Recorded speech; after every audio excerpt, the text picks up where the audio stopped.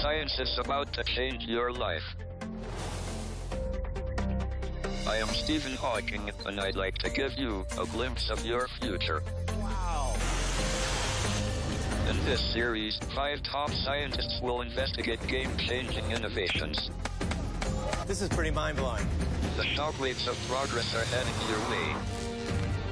We'll show you how you'll be safer, play harder, connect faster, live longer, see further, and get smarter. With the technology at our disposal, the possibilities are unlimited. So welcome to the science of the future.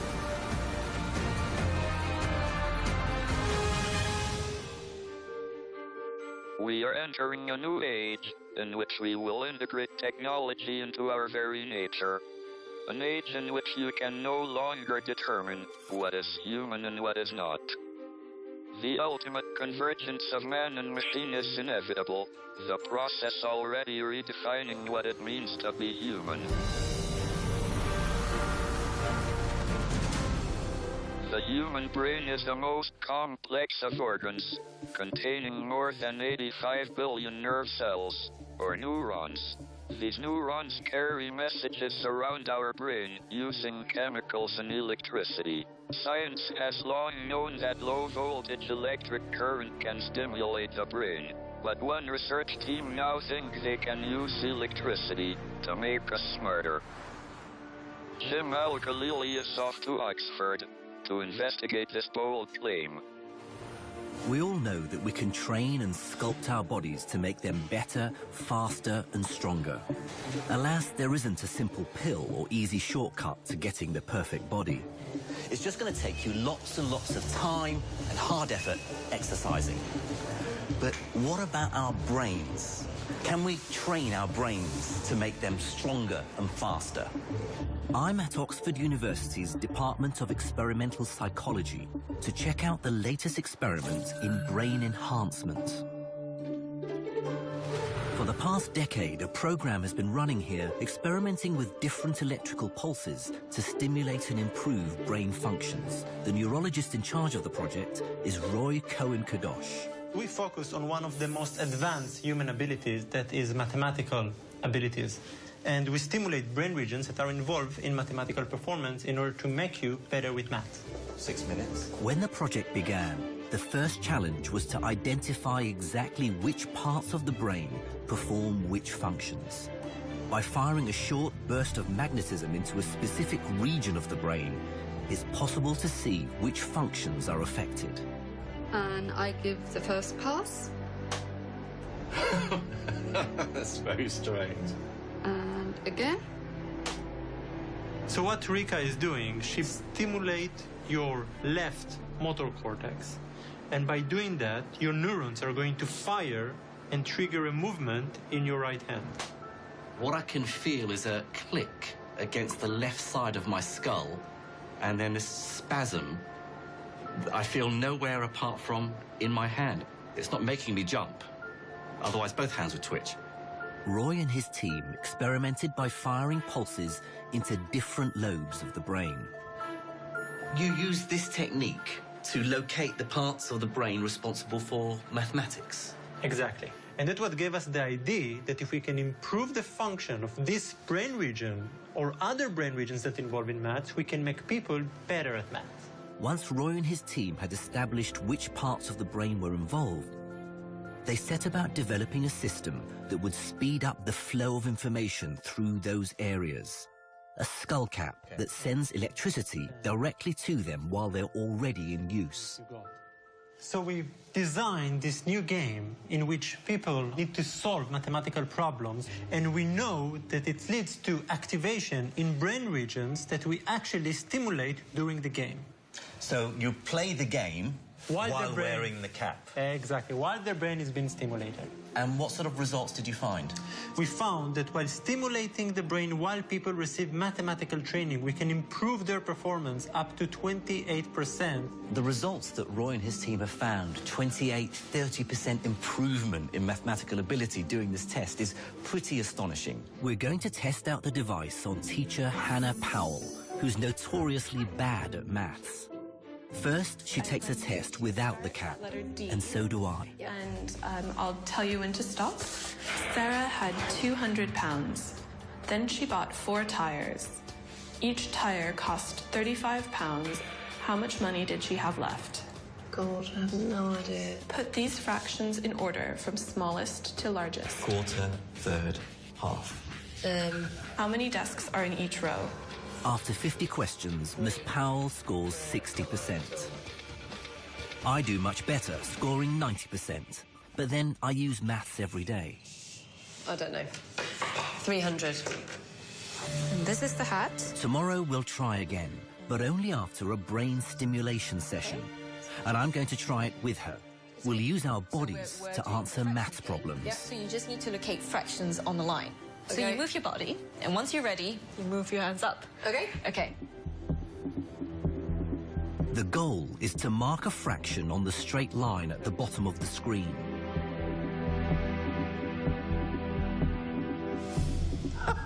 Let's see what I did there. As the game progresses, the questions become increasingly difficult. Pooh. And all the while, our parietal lobes are being stimulated by Dr. Cohen's cap. That's bang on. Bad.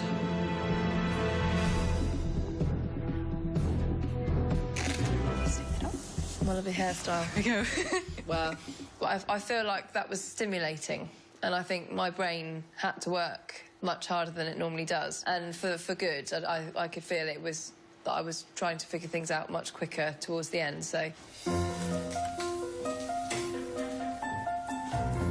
And now we take the same test as yesterday to see if we've improved.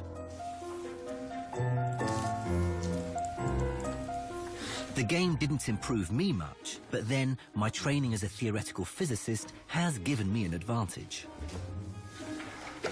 So how do you feel you did?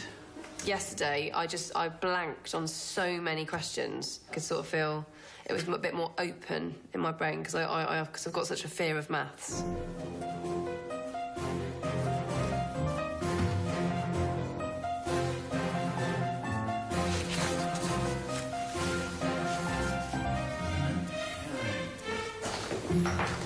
Okay. Hannah, you did several percentile points better in one of the tests. I expect if you did the stimulation session a couple more times, you might see bigger results. Yeah, That's right. Interesting. So you did almost pretty much Yeah. exactly the same. Yeah. So, Jim, well, you increased a few percentile points. Practice is the cheapest form of brain stimulation. So how do you see this technology developing in the future? Is it going to be more readily available to everyone? So we hope it will be available to everyone, but of course it's going to raise ethical issues. For example, those who are already good or excellent can use it in order to further improve their abilities. But surely if we all get better at maths, then that's fair, isn't it?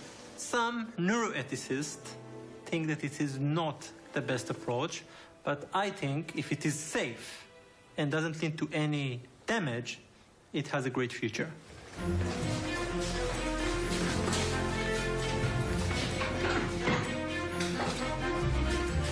So, if we look at this cap here, and you've heard all the really exciting stuff about it, it's going to improve your mathematical ability by 30%. Who thinks they'd like to actually have a go? Who thinks that they'd actually wear it in school? I would. Yeah? You wouldn't be embarrassed if you were the only one wearing it? I'd wear it if everyone else is wearing it, but if I was the only one, then no. Okay, excellent. And would you wear it if you were the only one in the whole maths test class? If it made me cleverer, then I would. Would you wear it outside the school? Of course, it's a cool accessory. Good. It's a cool accessory. Now, of course, the technology is still many years away, but when that day comes, when people can really gain a firm advantage in carrying out certain mental tasks, then I think we're going to have to very carefully consider some of the ethical implications that would involve. Is it really right that brain-enhancing technology might define the next generation of scientific geniuses? Regardless of the ethics, by 2020 I believe a number of brain stimulation devices like this one will be available. If people use them to enhance their mental capacity, Could it be the next step of human evolution? Many of these technologies may seem invasive today, but it is likely they will be commonplace in the near future. And as the coming decade allows us to expand the power of the brain, we will also find new ways to strengthen the body, even when injuries seem beyond repair.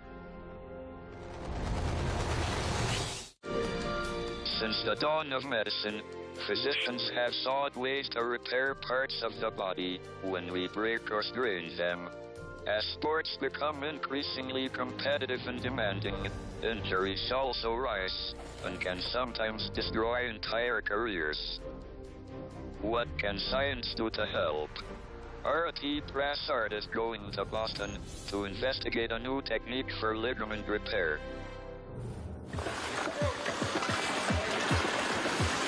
Ice hockey is one of the most physically punishing sports in the world. But for many of these players, their dreams of finding sporting fame and fortune will be cut short in an instant by one crippling injury. The tearing of the anterior cruciate ligament in the knee is one of the worst types of injuries. Ligaments are extremely difficult to mend, especially in the complex anatomy of the knee. And it's not just hockey players who suffer. It happened to promising gymnast Shira Lewis. I was in the middle of practice. It was 2 days before my first meet of my senior year. I was doing a beam dismount. I was still twisting when I landed, and there was just a pop. Inside Shira's knee, the ligament that helps us turn and pivot, the ACL, had ripped away from her bone. As an experienced gymnast, Shira knew it meant one thing. It was devastating. I was sitting on the mat, and I looked at my coach, and I said, that's it. I'm not a gymnast anymore. With today's technology, her only option was to have it removed and replaced with another ligament from her leg. But historically, this operation hasn't been very successful. To find out why it's so difficult to repair, I'm meeting with Braden Fleming at Brown University in Providence, Rhode Island. This is a pig knee, so this would be the thigh bone. This would be the lower leg bone. And if you get down in here, you can see the anterior cruciate ligament. That's the ACL? That's the ACL. And the ligament is essentially a biologic rope made up primarily of collagen, which is one of the strongest materials in the body. So how would you pull it apart? It takes a lot of force to do that, and we can actually show you. Come on in, guys. Professor Fleming's experiment is a little unusual. A group of medics is going to play tug of war with the pig's knee. So you've got four guys here pulling at this tiny ligament. Are you pulling with force? Yes. Yeah, they're turning red. So the next step. The next step. Pull! That's incredible. They're pulling with a force of up to 1,500 newtons, or 150 kilograms, and the ligament stays intact. I didn't think that ligament would hold up. I thought it would snap pretty quickly. The ligaments can take a lot of force. It's because of the collagen fibers that are interdigitate with one another. Like a rope? Just like a rope, correct. Ligaments may be strong, but they are hard to heal because they have very limited blood supply, meaning the body can't easily send nutrients to repair them. In Boston's Children's Hospital, they might have the answer. I'm here to meet a team of scientists working on a revolutionary technique, and they think they can repair ligaments instead. This would mean surgery and recovery times might be reduced. Stalled sports careers could get back on track faster.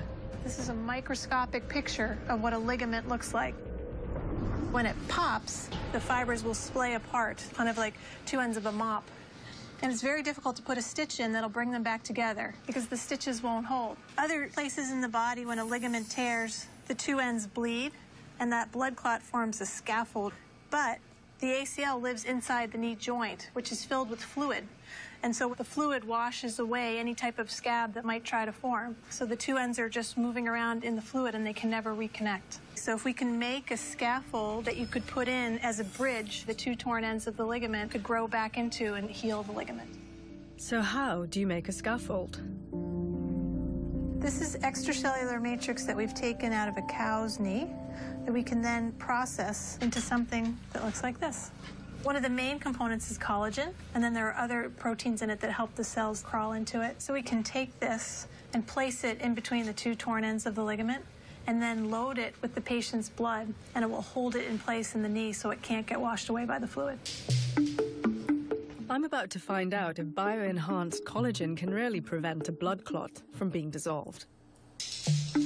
So they're going to add human blood with the same materials that are in this scaffold, and that's going to help it form a superclot. So it looks more like a gel now. Yeah, it makes it easier to mix for the blood, and then they're going to place that into a mold. And one of the other molds with just blood alone. To make them clot, the two samples are now heated to the same temperature as the human body. We're going to add fluid now so we can see how the two clots perform differently. Whoa. You can see what happens to the blood. But that had clotted. Yeah. There's nothing left of it. And so here's what happens if you add the scaffold. And it's not washing your scaffold away as it's washed the blood away. So what stage are you at with patients? Well, now we're working on refining the surgical technique so we can use this in a patient. The test worked. And this is a groundbreaking step towards ligament repair. But so new that it's not ready to be tested on patients. Which is heartbreaking for people like Shira, whose ligament replacement surgery never really took. She'll never compete again. I just couldn't return to the same level. My knee is unstable. At times it's painful if I step wrong or I land wrong. It's definitely still giving me problems.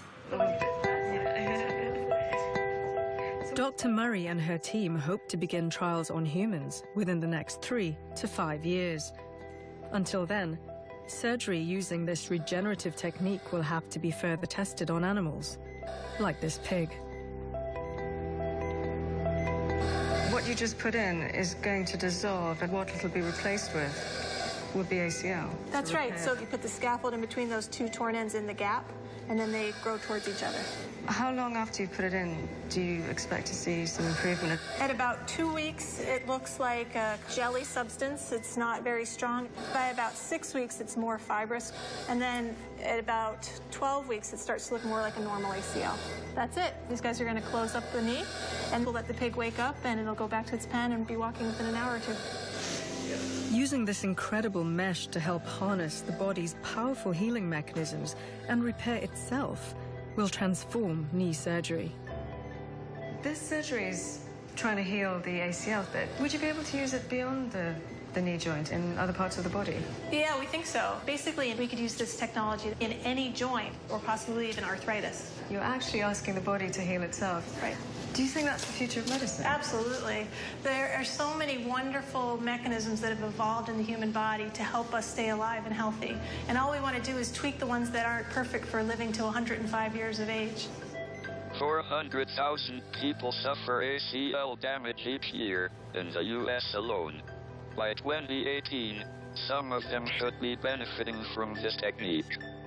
But it's just one of many breakthroughs where science is helping the body's own healing processes.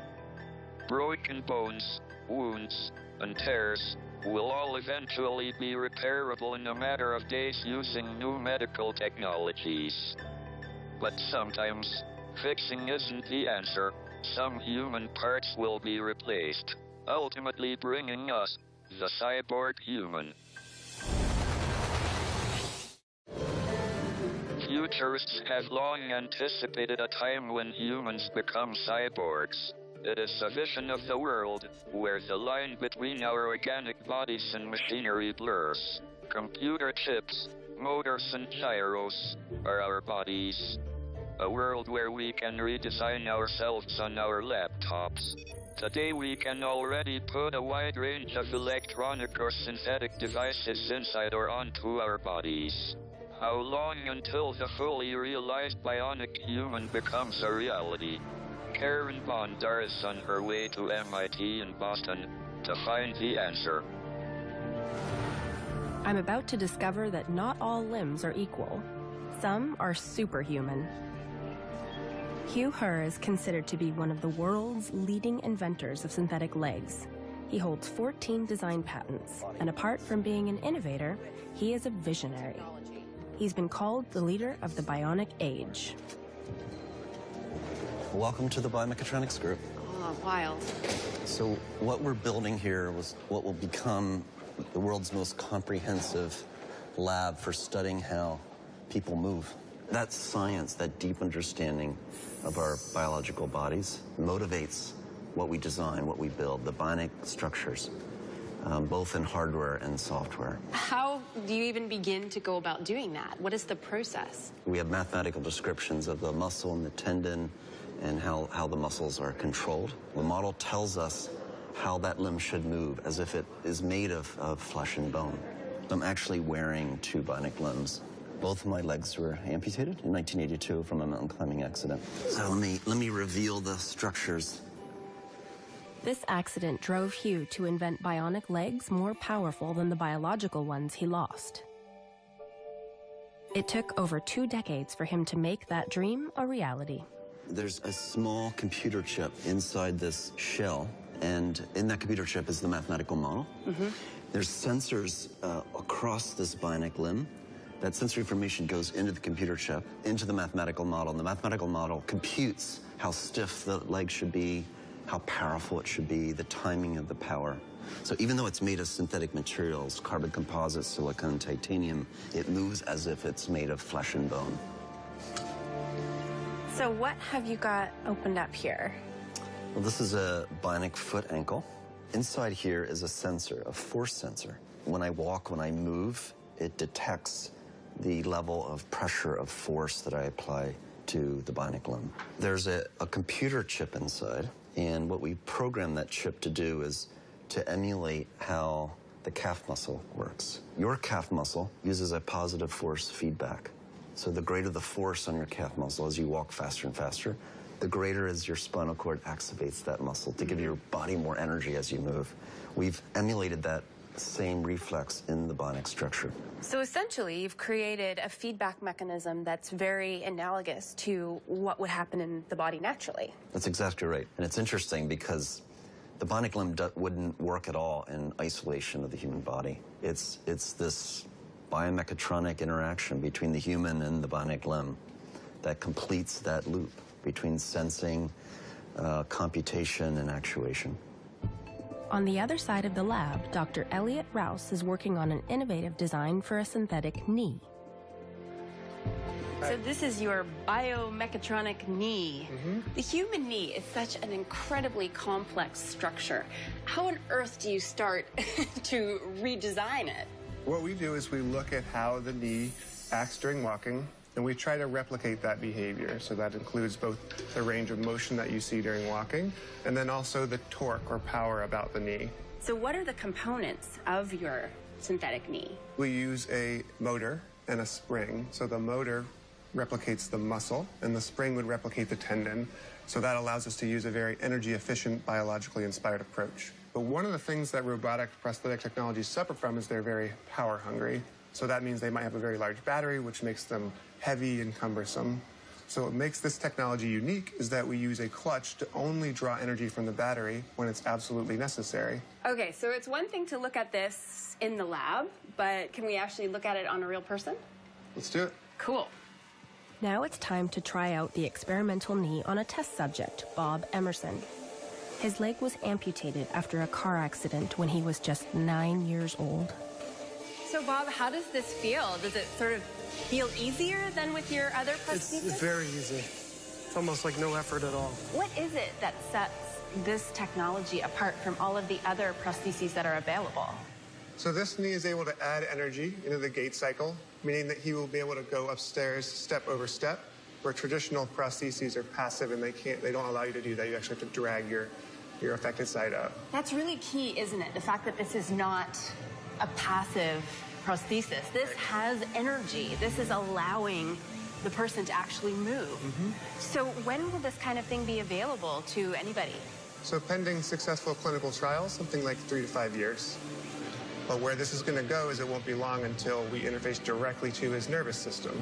So then when he commands his leg to walk, it walks. And when he commands himself to dance, he dances. Wow. So that's going to be the next step. And I think it'll be a really big deal. The ultimate in mind control, really. Wow.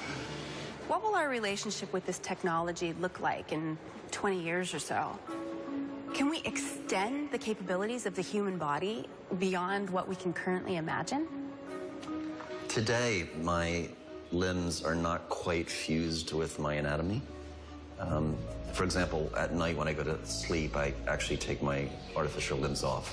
In the future, that won't be the case. They'll be completely fused and intimate with my body. There'll be a titanium shaft that goes right into my skeleton. There'll be neural implants that communicate electrical pulses between the biological and the synthetic versions of my body. So how far will this convergence of man and machine actually take us? Through fields of regenerative medicine, bionics, genetics, we will create an enhanced human capability, not only physically but cognitively as well. We'll just think faster, think smarter, we'll feel more deeply, and we'll have a greater physicality. I suspect Hugh Hare is right.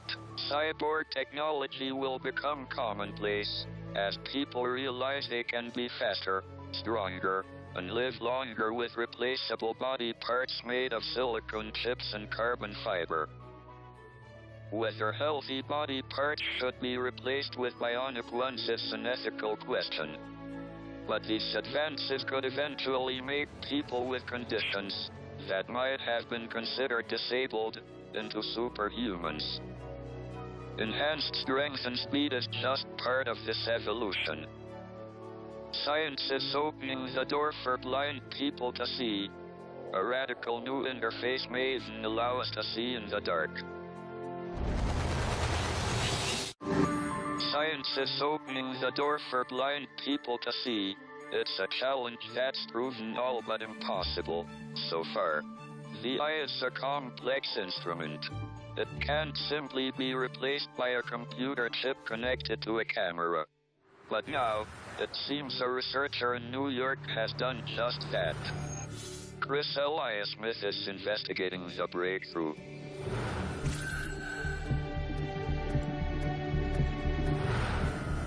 One of the key problems is understanding the code that the eyes use to communicate with the brain. A scientist here in New York is trying to understand that code, and her discoveries might just revolutionize the way machines and people interact.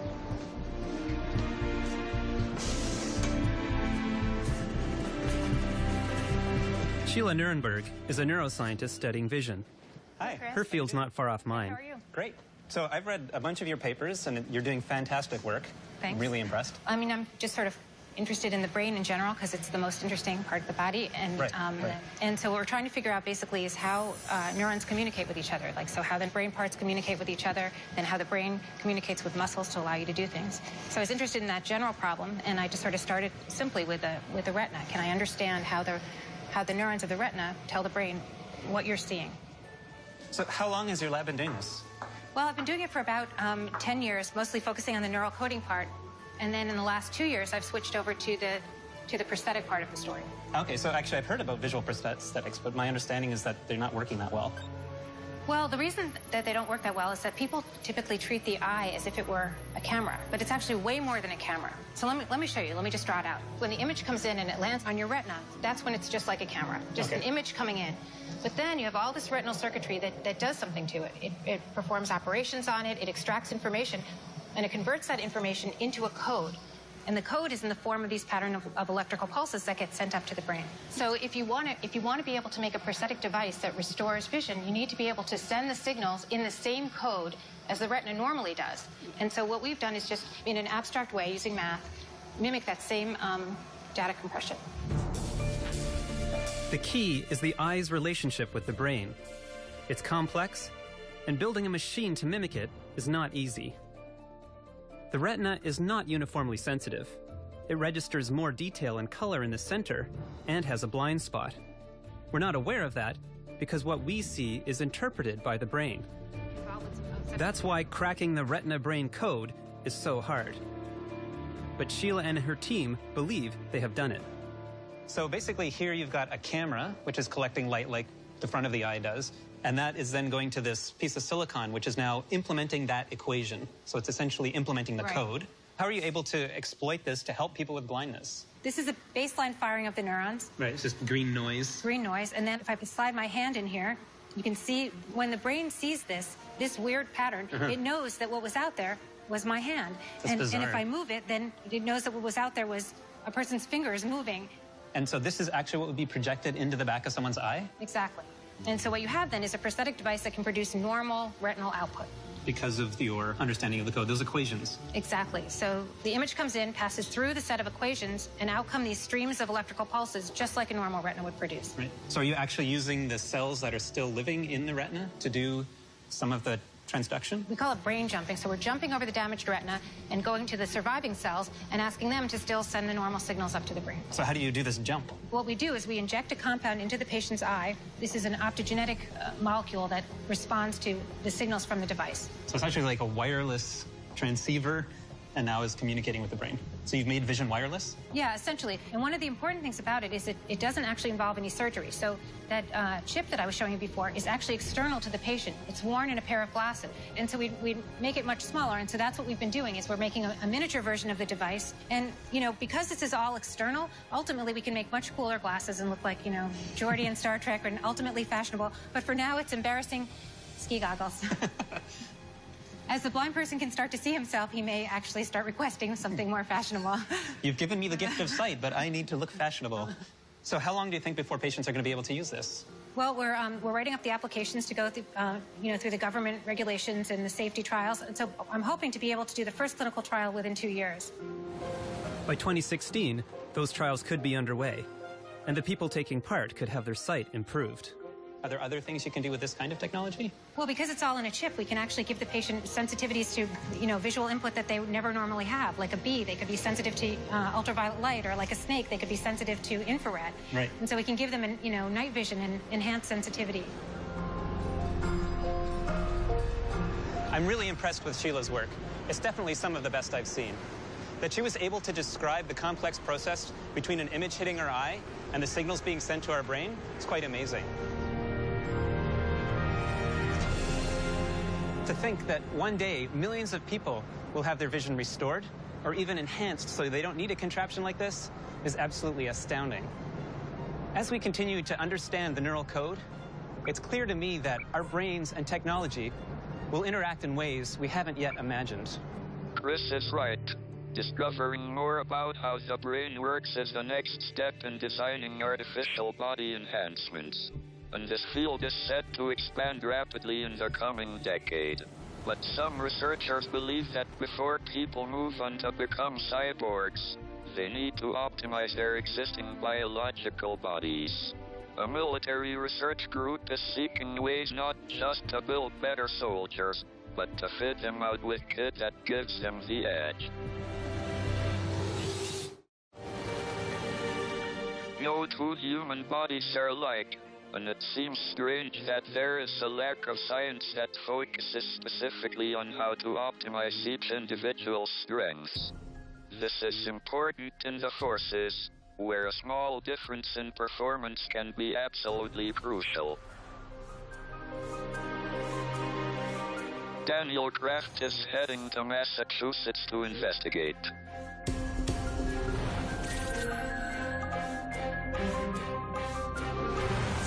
For anyone who's been in the military, being in a combat zone is bad enough without also having to fight the elements. I just arrived and I'm already soaked to the bone. This definitely sucks. The only good thing about this, however, is it's not real. Okay, guys, that's enough. I'm in a specialized weather tunnel at a U.S. Army research facility in Natick, Massachusetts. It's where they design, develop, and deploy the best gear for soldiers. It's also where they test it out. This rain chamber can drop over 3 centimeters of water per hour, which is like a hurricane downpour. Every year, soldiers come here to be pushed to the limit for month-long tests in the most extreme conditions the world has to offer. Wet. Hot. Cold. We have a tropic chamber and an Arctic chamber. The tropic chamber has the capability to go to 140 degrees Fahrenheit, and the Arctic chamber can get down to -70 degrees below zero.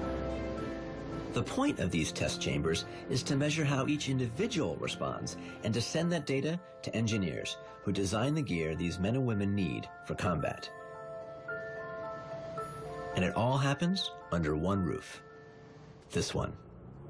We're going to put a typical soldier's combat load on you, just so you get the experience of what it's like to be a soldier out in a deployment. All right, let's do it.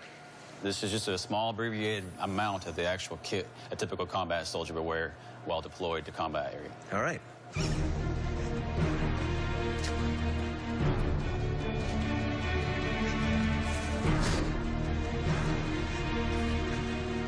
All right. So we're going to put you in the tropic chamber, and we're going to put you on the treadmill and give you a workout. It's hot, and I'm already feeling heavy, so it certainly feels tropical. It's about 106, 107 degrees in here. Relative humidity is about 45%. So, Sergeant Adams, is this pretty realistic? This is pretty realistic, sir, in terms of, say, the temperature. But once again, you're very light right now, sir. This is light, okay. And I'm not being shot at. I'm wearing 40 kilograms of gear, which apparently is on the light side. Okay, so we started up, and it's a nice day for a walk. Left, right, left. The point of the test is to monitor my biometrics and see if there's a way to make me perform better in this extreme environment. The lights above me imitate actual sunlight, and the treadmill simulates the kind of endurance needed for a typical exercise. Let's give him a little more speed. Sure. Woo! All right, amp it up. Is this the best you can do? Come on. All right, go ahead and pick it up just another notch. Hey, how you doing, sir? Are we there yet? I think we're getting close. We're getting there. All right, let's bring him in and bring him down. Okay, guys, I'm coming out. The computer measures my ankle, knee, and hip joint rotations. It also measures how much oxygen I'm taking in and the CO2 I'm letting out. Adams compares my body's reaction with other soldiers. A database averages the results. The performance tests reveal that some current Army equipment could benefit from significant weight redistribution. I need to go to another lab to find out whether we can fix the problem. It's easy to have fun inside, but in the field, it's a matter of life and death. A U.S. Army facility in Massachusetts is engaged in a groundbreaking study of how the human body bears weight and how their kit has to be adapted to keep men and women on the move and alive.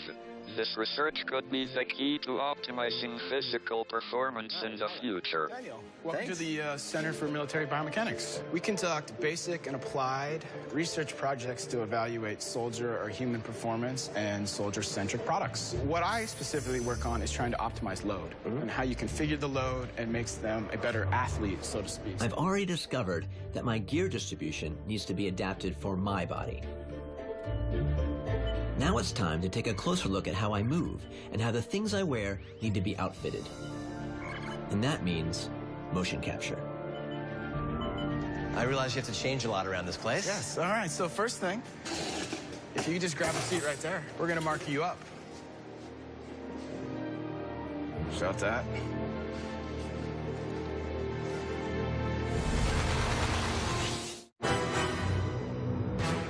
So what are the cameras actually seeing when I'm wearing these dots? Good question. So if you look at this camera over here, you see there's the lens, and around it, there's the white circle. So those shoot infrared light. The infrared light bounces off anything reflective, i.e. the reflective tape wrapped around the ball, and the infrared light goes back to the camera. We're going to put some soldier equipment on you and have you do a few motions. I'm ready. Okay. No, this is definitely lighter, yep. First thing we're going to do is check or test how well you accelerate with the load. So what you want to do is walk. I want you to plant your right foot right here and sprint out. Okay, got it. Go ahead. All right.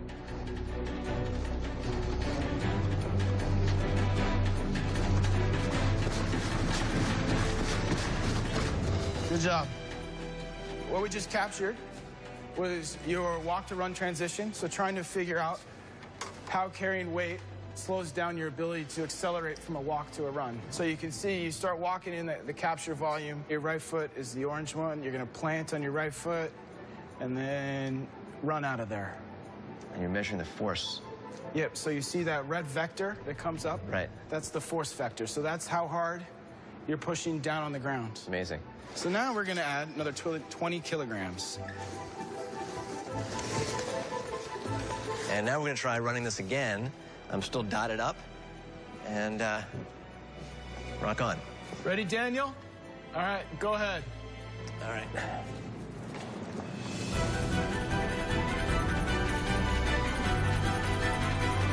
All right, good job. Go ahead and come back. So what are the differences between the second run where I'm wearing another 20 kilos? You're going to have a greater forward lean. You're going to bend a little bit more at the trunk. You're going to have greater hip and knee flexion, kind of lower your center of mass to increase your stability because with all that weight, you're probably more likely to tip over, less stable. And when do you see this sort of emerging outside the lab? I think in the next year or two, we'll be able to actually measure somebody's joint kinematics, their trunk lean, knee angle, out in the field with the wearable device. Tyler's test shows me exactly how my body performs and how it's different from other subjects. The graph shows a sharper spike with a larger load. By studying the precise changes in performance with different weight distribution, Tyler can input new data to adjust the load. The facility here has now tested thousands of people in order to create the profile of the perfect soldier. And that's certainly not me. Thank you, it's been fun. You want to try the heavy backpack now? Heavy one? I thought this was the heavy one. Follow me. Oh, man. This military research has civilian applications. A wave of new technologies are on the rise to quantify the self, measuring all the individual aspects of our body's performance, which enables tailor-made improvements. It's a concept that millions are now embracing in their everyday workouts. And if these precise changes can make me run faster, climb higher, and be stronger, I'm in. The last step is to meet the engineer who looks at all this data to build the ideal kit. We design all of the load carriage structures that support the modern soldier. Let me show you the newest backpack system that we've fielded. This is called the Molly Medium system. It's got an ergonomically shaped frame that supports on the torso either with or without body armor, and all of the locations of webbing we tied into the specific pocket designs. So where do you see this going in the future? Well, a lot of it's happening right now. You know, the critical piece on the soldier's load is tying in the ballistics to the fighting load and to the larger sustainment package. It's critical. But probably in the next 5 years, we're really going to be able to focus and bring it all together so it's a real kind of a unified system, a little more seamless, if you will. By 2018, the researchers and designers at Natick expect to outfit a new generation of soldiers for combat in gear that is lighter, sleeker, and safer. The U.S. Army has taken a very thorough approach to evaluating human performance and custom designing gear all under one roof. A belief in the idea that small improvements in a number of areas can lead to a marked improvement overall. The civilian applications of this program are wide and numerous. The more precise the understanding of the human body becomes, the better scientists can design new technologies to adapt it to a changing world. It's obvious that humans will continue to perfect and enhance themselves with technology that may even lead to a radical leap, where people might replace perfectly functioning parts with better, artificial ones. Cyborg limbs, bionic eyes, enhanced brains, kit that makes people stronger. It's not science fiction. It's all already real, and it will be a critical part of our future. Thank you for watching.